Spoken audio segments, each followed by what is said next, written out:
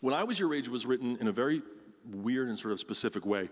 I wasn't even working on an album yet at the time, but some friends of mine who had a songwriting collective in Chicago called Beatnik Turtle. It was a bunch of these songwriters, and they would challenge themselves to, I think they did a year of a song a day.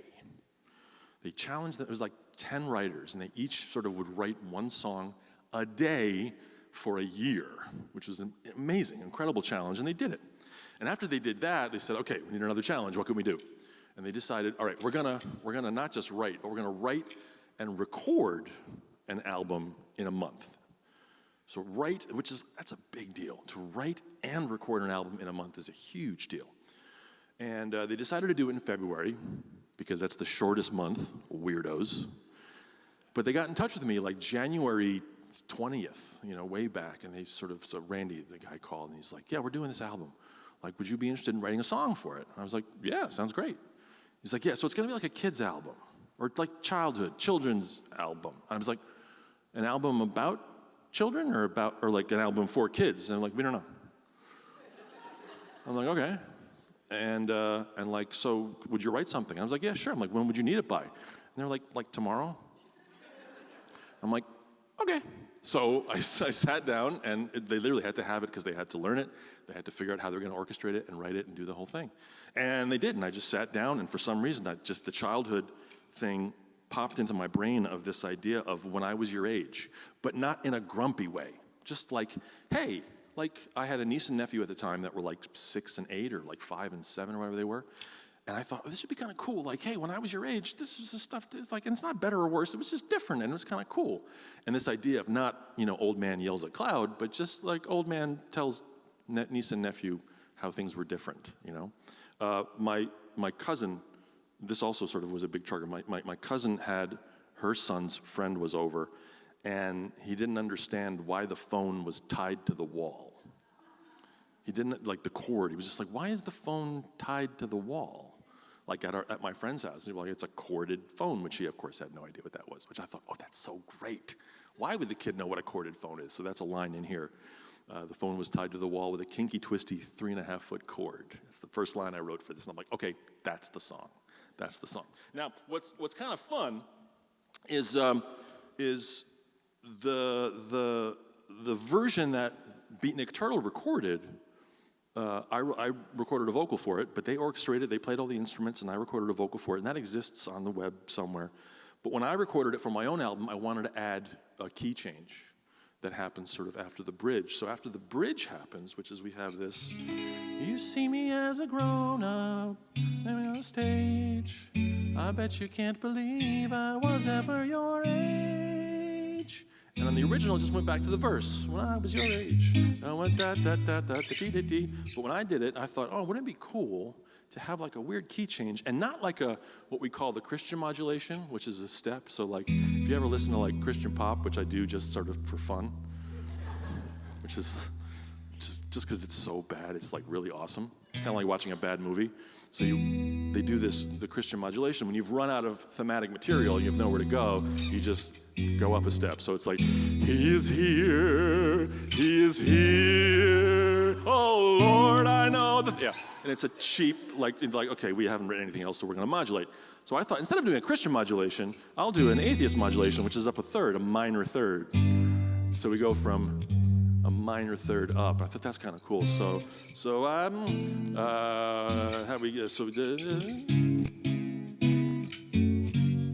I bet you can't believe I was ever your age. Original key. I was your age. Now we're in the new key. And it's kind of a hidden modulation, which I love. I love to hide the modulations. So it doesn't sound like, he is here, he is here. And it's just cool. You hide the modulation and you do a minor third thing. So listen for that as that happens in the middle of it. And my version has the modulation, their version does not. And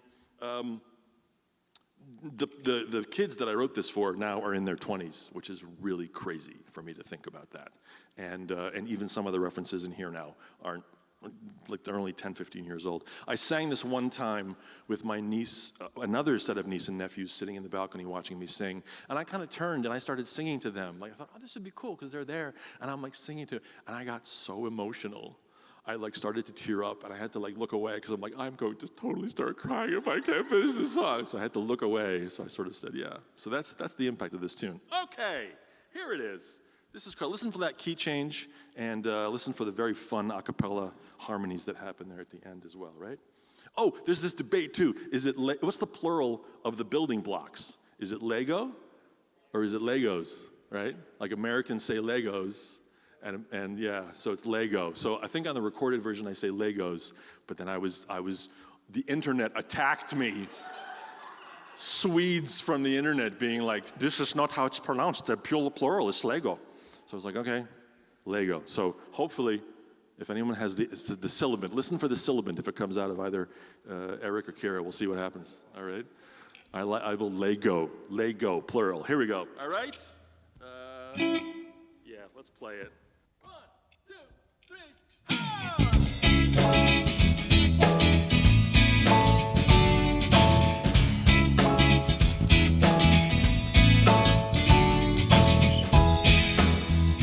When I was your age, the phone was tied to the wall with a kinky, twisty 3.5-foot cord. It's hard to believe, but it had a ring that could not be turned off or ignored. You couldn't choose the sound of the ring, it was just the sound. We called the phone. We'd never heard of a ringtone. When I was your age, our video games looked nothing like the illustrations on the box. All of the graphics consisted of nothing more than simple lines and dots. Missiles were just a few pixels and the jungle swinging guy. He was a stick figure, yeah, nothing bigger. When I was your age, when I was your age,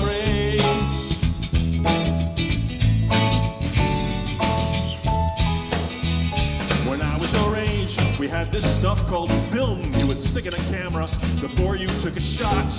And then you had to wait like a month until you could tell what pictures you got. You would hand the film to a guy in a parking lot who lived in a booth. Oh yeah, it's the truth.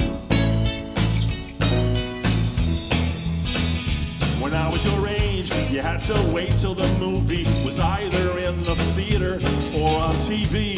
If you wanted adventure, you couldn't rent adventure, you just had to wait and see. And once you were watching, you couldn't stop or pause or even try to rewind. You know what? We didn't mind. When I was your age, when I was your age,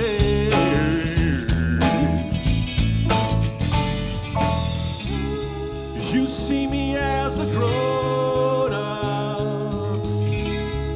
singing from the stage. I bet you can't believe I was ever your age. I was your age. When I was your age, I liked watching Star Wars, but I hear you like Star Wars more than me. I wanted to be Indiana Jones, and Dr. Jones is who you aspire to be. And I like playing with Lego, and Lego what you currently build and rearrange. I guess some things never change. When I was your age, I didn't like doing homework, but when it was finished, it always felt real good. I didn't like brushing my teeth, but I brushed my teeth because Bert and Ernie said that I should. I didn't like listening to Mom, though I knew deep inside it was the right thing to do. And hey, so do you. You know what's true before you can say boo. You'll be my age too.